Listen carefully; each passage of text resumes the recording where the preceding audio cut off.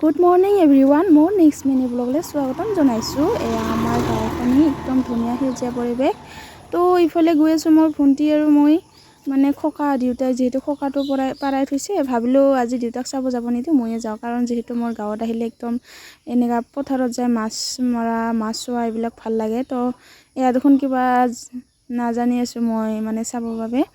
দেউতাই কৈছিলে নাজানিবি বুলি। দেউতাই তাৰমানে একদম বেলেগকৈ জালখন কাটি বনাইছে, মানে ওপৰৰ ফালে চুটিকৈ দিছে, দীঘলকৈ পিছৰ ফালে দীঘল, পিছৰটো খুলি কিনে ওলাব কৈছে, কিন্তু মই জানা নাই। তাৰপিছত মাছবিলাক ইয়াতে ভিজি আছে।